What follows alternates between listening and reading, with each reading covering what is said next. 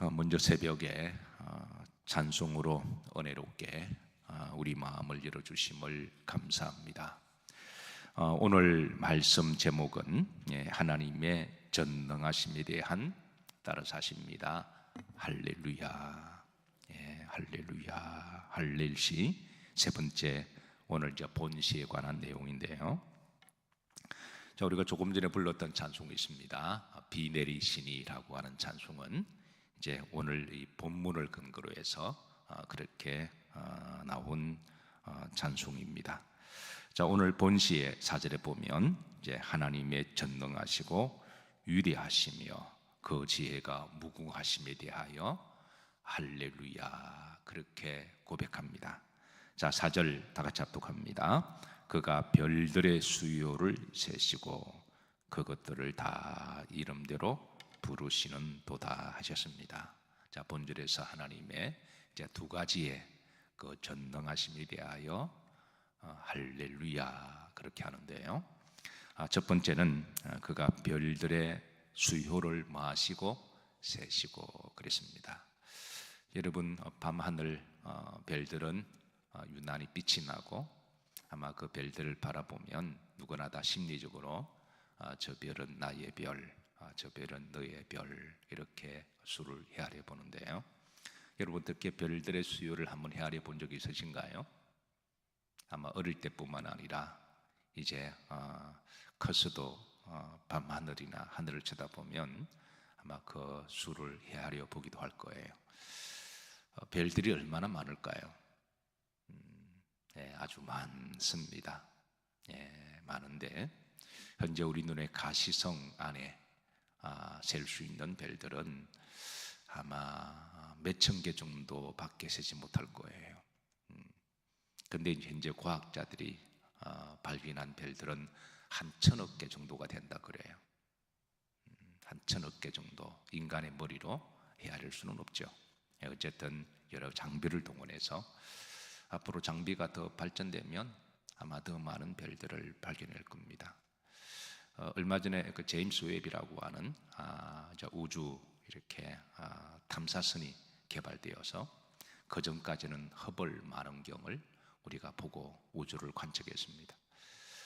허블 망원경이 나오고 난 다음부터도 우주에 대한 여러 그 광활함과 신비가 열려질 때마다 나사에서 난리가 났고 또 과학자들은 환호를 불렀는데 이제 제임스 웹의 망원경은 허블 망원경은 굳이 비교하자면 초등학생이라면 제임스 웹의 망원경은 아마 대학원생 수준일 정도로 그 기능이 엄청나게 차이 나는데요. 또 한 번 우주에 관심 있는 과학자들은 이 제임스 웹의 이제 이 망원경이 우주선이 다닐 때마다 놀라움과 경악을 금치 못하는 그 우주의 신비가 하나씩 또 풀어주고 있습니다. 그러니까 그 전까지 허블 망원경이 나올 때만 하더라도 우주에 대해서 놀랍다라고요. 그 허블 망원경이 이제 관측한 별들이 하면은 한 천억 개가 된다 그러죠. 천억 개도 뭐 굉장히 많은데요. 근데 제임스 웹은 이거는 이제 적외선까지 탐사까지 할 수 있으니까 허블 망원경은 그냥 이렇게 이제 그 망원경 안에 들어오는 것까지 관측하는데 적외선까지는 보지 못했다 그래요. 근데 제임스 웹은 이제 적외선까지 보니까 별들도 옛날엔 흐릿하게 이제 보는 것 하나, 제임스 웹은 눈으로 보는 듯하게 그런 식으로 관측이 되기 때문에 그 굉장한 또 다른 과학자들에게 이제 흥분을 주는 그런 우주가 열리는 세계에 살아가고 있습니다. 허블 망원경의 관측에 하면은 우주에 한 천억 개의 별들이 있다 그래요. 엄청 많은 거죠. 천억 개의 별. 그런데 더 놀라운 거는 우리가 알고 있는 은하가 또 한 천억 개가 된다 그래요. 은하 하나 안에도 한 천억 개의 별들이 들어가 있는데 그런 천억 개의 별을 품고 있는 은하가 한 천억 개 된다 그래요. 근데 이걸 단순하게 산술적으로만 계산하면 그럼 천억 개 곱하기 천억 개 하면 별들이 몇 개 나올까요? 우리는 답 다 알잖아요. 많습니다. 너무너무 많을 때는 좀 길게 하면 돼요. 많습니다. 조금 많으면 많습니다. 이렇게 앞으로 답하시면 돼요. 너무너무 많을 때는 많습니다. 이렇게 하시면 돼요. 한 100경 정도 된다 그래요. 우리가 100경은 헤아릴 수 없습니다. 경도 메아린데요. 일시, 백, 천만, 십만 이렇게 해도 우리가 경은 다 헤아리지 못해서, 그래서 그 이상은 인간의 지혜로 헤아릴 수 없는 그런 별들의 수인데요. 흡을 만원경이 발견한 별들은 흡을 낳게 많습니다. 그래서 한 100경 정도. 근데 이제 제임스 웨이비 발견한 우주는 더 넓은 우주를 앞으로 미지의 개척지처럼 가는 곳마다 더 놀라운 정보들을 보내주고 있고, 과학자들은 이런 보고 데이터를 받을 때마다 깜짝깜짝 놀라고 있습니다. 자, 4절 보십시다. 우리는 별들의 수요를 다 못 셉니다. 얼마나 많은지. 앞으로 과학이 발전되면 더 많은 별들의 수요가 드러날 거예요. 얼마 전에 한 메가니를 봤는데, 아마 여러분들은 다 하늘의 별들을 보고 신기해하시고, 어떤 분들은 하늘의 별들을 보기 위해서 높은 강원도 이렇게 1000고지, 1500고지 가셔서 별을 관측하는 분이 계시는데요. 그런데 얼마 전에 미국에서 만원경 700불짜리입니다. 700불입니다. 700불짜리 만원경이 시판되었는데요. 그걸 사게 되면 우주에 있는 안드로메다 은하라든가 우리 은하, 이런 은하들을 볼 수가 있대요. 선명하게. 그러니까 700불 같으면 투자할 만한 가치가 있지 않을까요? 특별히 하늘에 관심 있는 사람들은, 아니 700불이니까 7000불이 아니라 700불입니다. 한 90만 원 정도가 될까요? 그 정도면 정말 하늘에 저 별은 나의 별, 저 별은 너의 별. 그래, 이 텔레스코프가 이렇게 크지 않아요. 이 정도 돼요. 이제 기술이 발전돼서. 그래서 제가 지갑을 들었다 놨다 그랬습니다. 현재까지는 이제 지르지는 않았지만, 아니 우리 육안으로 여러분 은하를 이렇게 볼 수 있다고 하는 건 그 대단한 거거든요. 어쨌든 하나님께서는 그 별들의 뭐를 세시고 수효를, 왜? 하나님이 창조하셨으니까. 하나님은 실로 위대하신 하나님이십니다. 우리가 하나님의 위대하심을 측량할 수 있는 여러 대상들은 많습니다.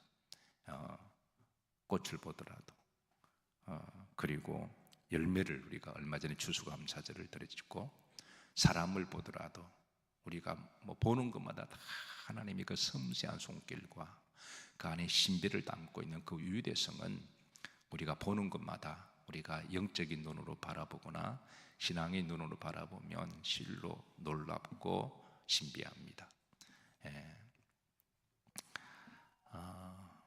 그런데 하나님께서는 그 다음 보십시다. 그것들을 다 멋대로 부르시는도다, 이름대로 부르시는도다. 과학계에서는, 물리학에 있어서는 우주과학자들은 별들을 발견할 때마다 올 기준이 있는데요, 반드시 이름을 붙입니다. 우리가 알지 못한 이름들은, 발견된 모든 항성과 행성들은 다 이름이 있습니다. 그 이름이 또 굉장히 복잡하죠. 일단 이름을 붙여요. 근데 우리가 과학자들이 아직 발견하지 못한 별들이 더 많으니까, 어떤 경우는 은하 안에 한 1000억 개의 별들이 있으니까 그 이름 다 못 붙이잖아요. 그러니까 그냥 묶음으로, 그냥 교집합으로 이름을 붙여서 일단 기록으로 남기기로 하는데요. 근데 하나님은 아까 제가 100경 정도 있다 그랬죠. 아마 더 많을 수도 있습니다. 그런데 그 이름들을 다 하나님은 이름을 부르신다라는 거예요. 왜냐하면 하나님이 창조하셨으니까, 하나님이 지으셨으니까 실로 놀랍고 위대하고 경이롭습니다. 자, 어떤 과학자들은 우주가 많다라고 주장합니다. 우리가 알고 있는 우주 하나에 우리가 이제 은하가 한 1000억 개가 있고, 또 각 은하마다 1000억 개의 별들이 있고, 우주 하나에 100경의 별들이 있다라고 우리가 예측한다면, 근데 그런 우주가 하나가 아니라 많대요 또. 그래서 다중 우주론이라는 말이 나오죠. 실로 놀랍고 신비합니다. 현재 대부분의 물리학 과학자들은 다중 우주론을 지지하고 기정사실로 받아들입니다. 아니, 우주 하나만 있어도 이거는 뭐 끝없는 엄청난 넓은 세계인데, 근데 그게 많대요. 예. 그런가 하면 또 양자역학을 연구하는 학자들은요, 또 더 놀라운 소리를 합니다. 우리가 눈에 보이는, 우리가 우주 공간 안에 우리 안에 살아가잖아요. 그러니까 우리는 눈이 이제 물리적인 영역만 보는 거니까. 그런데 우리 옆에 또 다른 우주가 있대요. 이걸 이제 양자역학이라고 이야기하죠. 양자역학은 이미 과학자들의 세계에 있어서는 이미 증명되었습니다. 양자역학을 기반해서 이제 양자 컴퓨터도 나오기도 하고요. 지금 각 나라마다 이 양자역학을 계산하는 컴퓨터를 어느 나라가 먼저 개발하고 사용하느냐에 따라서 이제 컴퓨터의 판도가 달라지고 세계 문명이 달라질 정도로 이제 각 나라마다 정말 첨예하게 국가적인 차원에서 이 사업을 투자를 하고 있습니다. 근데 이 양자역학은 이미 증명이 되었는데요. 이 양자역학의 주장이 옳다면 우리 옆에 또 다른 우주가 있다는 거예요. 이 양자역학을 기반해서 만든 영화가 여러분 잘 아는 인터스텔라라고 하는 영화죠. 안 보신 분들은 꼭 한번 보세요. 그러니까 외국에는, 미국은 어떤 과학적인 어떤 논리가 증명이 되면 그걸 기반해서도 영화를 만들어내기도 하는데요. 어떤 논리를 가지고 우리는 그냥 막 영화를 만들잖아요. 사람 흥미를 중심으로 해서. 근데 미국은 어떤 논리를, 과학적 원리를 기반해서 나오는 영화들이 꽤 많은데, 그게 이제 인터스텔라라고 하는 그런 영화입니다. 그 주인공의 마지막 장면을 보면 주인공이 이제 다시 우주에 갔다가 다시 돌아와서 이제 그 딸이 자라고 난 다음에 또 과학자가 되었을 때 아버지가 풀지 못했던 그 숙제를 가지고 막 고민하는데, 그 아버지가 바로 옆에서 마치 신앙으로 보면 이렇습니다. 저는 그 영화를 보면서 이 양자역학은 어떤 점에 있어서 영적인 세계와 통하겠다, 제가 그런 생각을 한 건데요. 물론 저는 물리학자가 아니고 저는 목회자기도 하고 또 이제 그러기도 해서 이게 영적으로 이게 유사한 점과 의외로 많아요. 마치 성령께서 우리 옆에서 또 다른 영의 세계를 우리에게 계시하시고 인도하시고 교통하시듯이 이 양자역학의 또 다른 이제 우주가 우리 옆에 있어서, 그러니까 우리가 사는 게 이게 실체인지 아니면 그 다중 우주에 있는 다른 우주에 있는 양자역학의 실체인지 이걸 모를 정도의 또 세계가 있다라는 거예요. 그래서 어떤 과학자들이 양자역학을 기반으로 해서 그 세계를 10차원, 11차원이라고 부르기도 합니다. 우리는 지금 3차원, 4차원 넘어가는 물리적인 세계 안에 눈에 보이는 것만 가지고 있다 없다라고 구분하잖아요. 그런데 이미 10차원까지 넘어가면 이거는 이제 공간을 초월하는 그런 영적인 세계를 이야기를 하죠. 장벽과 어떤 배리어가 없이 넘어가는 그런 세계들을 이야기를 하는데, 어쨌든 우리가 살아있는 동안에 이 우주에 대하여 또 이렇게 10차원, 11차원에 대하여 우리가 다 알지 못하고 우리가 3차원에서 4차원 그 사이를 살다가 우리 사람은 뭐 사는 게 70, 80년 살아가니까 그 정도의 마무리 하지 않을까. 그런데 하나님은 그 이상의 세계잖아요. 그 이상의 세계니까 우리가 이제 하나님의 나라 가게 되면 이제 하나님의 그 전능하심과 신비와 계시에 대해서 우리가 잘 알게 되리라고 그렇게 저는 믿습니다. 어쨌든 다시 4절에 보시면 우리가 우주나 별들을 보더라도 우리가 인간이 아무리 이제 과학이 많이 발전하고 똑똑하고 지혜롭다고 할지라도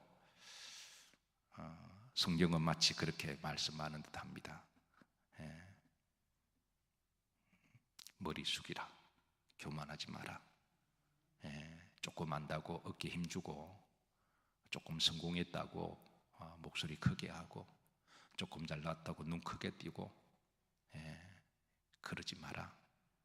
하나님이 보실 때 감히 우리는 머리 들 수 없고 말 한마디 큰 소리 할 수 없고 그분의 그 위대하심과 놀라우심과 그분의 전능하심과 지혜에 대하여 우리가 정말 겸손하게 살아가야 할 것을 말씀을 주시는 듯합니다.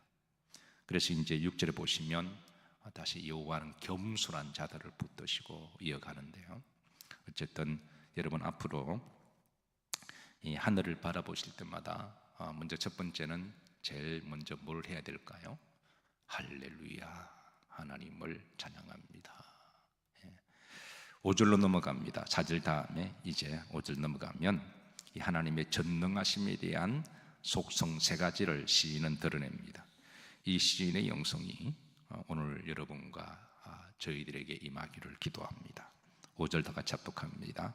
우리 주는 위대하시며 능력이 많으시며 그의 지혜가 무궁하시도다. 이 하나님의 전능하심을 세 가지로 설명합니다. 우리 주는 뭐하시며 위대하시며, 하나님이 위대하시다. 이것도 정말 우리가 가늠할 수 없는 위대함이면 위대하시며 이렇게 해야 될 것 같고요. 능력이 많으시며 많으시며 그 지혜가 많으시도다. 그러니까 우리의 인간의 지식과 생각으로 판단할 수 없는 그분의 지혜라고 하는 것이죠. 오늘 새벽에 하나님의 그 전능하심을 우리가 얼마만큼 각자 담을지는 우리는 다 담지 못하죠. 그 각자의 믿음의 그릇만큼 담는 건데요. 그러나 할 수 있으면 여러분의 그 마음의 그릇이 하나님의 그 전능하시고 그 능력과 지혜를 여러분 많이 담으시기를 주의 이름으로 축복하고, 그래서 그 하나님을 할렐루야 찬양하시고 기도하시기를 바랍니다. 그 하나님은 누구의 하나님이시라고요? 우리의 하나님, 나의 아버지. 그래서 우리가 주기도문인가요? Our Father in Heaven, 하늘에 계신 우리 아버지. 사도신경에도 그걸 고백하죠. I believe in God, the Father Almighty. 하나님은 나의 아버지면서 the Father Almighty, 전능하신 하나님이시라고. I believe in God, 나는 그 하나님을 나의 아버지 되시고 나의 전능하신 하나님을 만다고요. I believe in God, 나는 믿는다고 하는 것이죠. 그리고 이 새벽 아침에 오늘 시인이 느꼈던 그 영성의 기도가 시공을 초월한 성령의 감동하심으로 우리들 가운데 있으시고, 그렇게 기도하시고, 그리고 앞으로 여러분 하늘을 볼 때마다 오늘 본문을 기억하시고 할렐루야를 먼저 하시기를 주의 이름으로 축복합니다. 그러니까 저 별은 나의 별, 저 별은 너의 별, 그냥 그 정도에 머물지 마시고 그거를 넘어서 하나님을 할렐루야, 하나님을 찬양합니다 라고 기도하시길 바랍니다. 6절로 넘어가시면 겸손한 자를 붙드시며 할렐루야인데요, 6절 다 같이 합독하십니다. 여호와께서는 겸손한 자들을 붙드시고 악인들은 땅에 엎드리시는도다. 본절의 구조가 이제 겸손의 대조적인 사람이 나옵니다. 누구죠? 악인이죠. 원래 겸손의 반대말은 뭐죠? 교만이잖아요. 겸손의 반대는 교만이고, 악인의 반대말은 뭐죠? 의인이잖아요. 근데 여기 이제 묘하게 교차 이중적 계시를 주고 있는데요, 이제 겸손한 자가 바로 의인이라는 거예요. 그리고 누가 악인이냐? 교만한 자가 악인이라는 거예요. 우리는 이제 의인과 악인 생각하면 좋은 짓 하면 의인이고 나쁜 짓 하면 악인, 이렇게 우리가 해석을 하잖아요. 근데 성경은 또 다른 해석을 줍니다. 겸손한 자가 뭐다고요? 의인입니다. 실제로 여러분 하나님의 전능하심을 알고, 하나님의 전능하심을 알면 우리가 조금 공부 많이 하고 뭐 박사학위 있다고 해서 교만할 이유가 하나도 없습니다. 머리 수구리입니다. 아무리 여러분 박사학위를 100개 받아도 하나님의 전능하심과 그 지혜의 무궁함을 안다면 그 앞에서 하나님 앞에 머리 들면 안 돼요. 박사학위 받고 교회 와서 머리 빳빳하게 들고 마치 다 아는 것처럼. 제가 일전에 가끔 농담삼아 이야기합니다. 미국에서 목회할 때 어느 이제 공학을 공부하는 교인이 있었습니다. 연대를 나오고 이제 미국으로 이제 엔지니어링으로 공부하러 와서 그 분야에 이제 공학 박사를 받으셨어요. 근데 교회 오면 은근히 힘을 줘요. 뭐 나이도 한 40대 초반이니까 명석한 머리에 은근히 힘을 줘요. 물론 자기 분야의 선곡에 사기를 받은 거는 존경을 받을 만하지만, 그래서 제가 가끔 물어봅니다. 그 어느 분야에서 이야기하면 그 레이저에 대해서 공부를 하셨대요. 레이저 이렇게 빛을 비춰서 빛 하나 가지고, 그 분야는 이제 그분이 공부를 해서 학위를 받은지를 몰라도 다른 분야는 아무것도 모르잖아요. 그가 아는 거는 그냥 레이저 빛 하나 아는 거예요. 그 다른 빛은 빛 종류도 얼마나 많아요. 근데 제가 다른 빛을 물어보면 잘 몰라요. 자기는 레이저만 안다는 거예요. 오래전이니까 목사님 이 레이저를 잘만 하면 얼굴에 점도 지우고요. 돈도 많이 벌겠다 그래서 그렇게 하시라고. 한국 나가서 자기가 얼굴에 점만 지어도 돈 벌겠다고 그래서 그렇게 하시라고 웃으면서 이야기한 적이 있는데, 어느 분은 생물학자는요, 곤충학자는 개미 뒷다리 가지고 생물학 박사학위를 받았어요. 근데 개미 뒷다리는 잘 알지 몰라도 개미 앞다리는 잘 모르잖아요. 뭐 다리가 개미만 있나요? 뭐 벌 다리도 있고 뭐 지네 다리도 있고. 그러니까 개미 뒷다리는 잘 알지를 몰라도 다른 거는 다 모르잖아요. 우리는 생각에는 어느 분야에 박사학위 받으면 다 아는 거로 생각하잖아요. 그렇지 않습니다. 그 한 분야만 조금 알 뿐입니다. 그래서 아무리 박사학위를 받아도 교회에 와서는 하나님 앞에는 머리 숙여야 됩니다. 하나님 앞에서는 똑똑한 게 아니에요. 하나님은 겸손한 자를 사랑하십니다. 의인은 누구냐? 겸손한 사람입니다. 우리가 하나님 앞에 겸손하면 하나님 앞에 큰 소리 낼 이유가 하나도 없습니다. 그렇잖아요. 겸손한 자는 자기 목소리를 높이지 않습니다. 자기가 아무리 성공신화가 있어도 하나님 앞에 목소리 크게 낼 이유가 없어요. 겸손하면 화낼 일이 없어요. 이 말은 역으로 하면, 여러분 누가 큰 소리 내고 누가 화를 내나요? 그건 교만한 자인 거예요.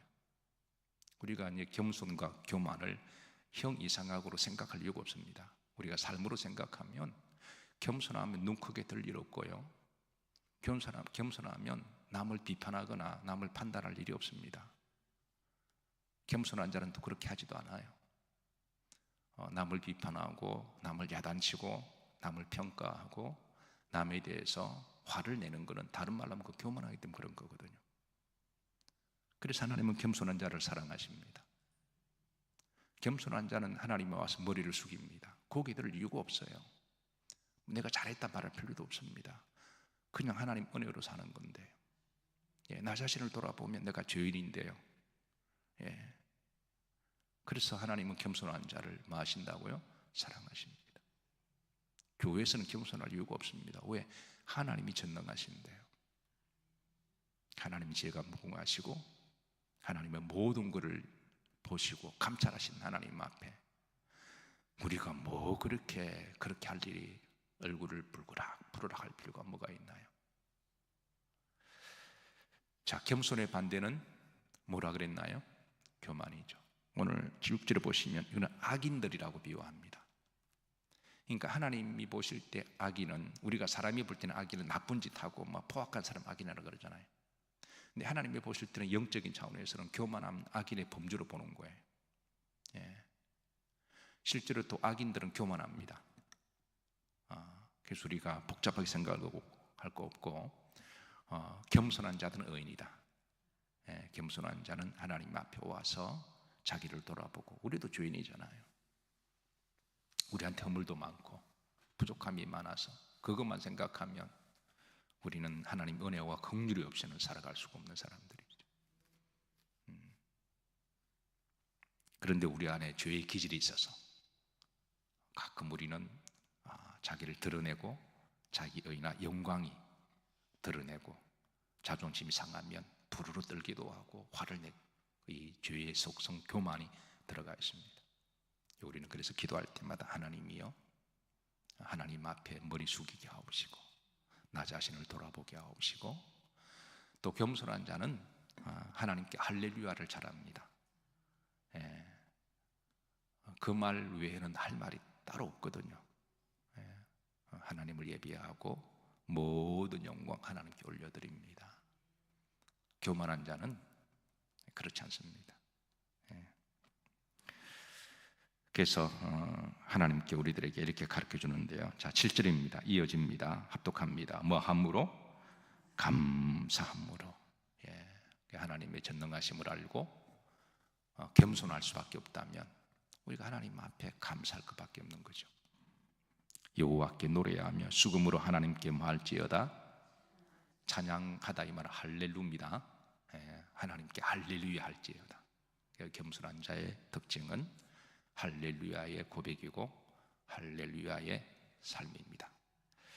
자, 오늘 시간 관계상 여기까지만 좀 말씀을 보도록 하고요.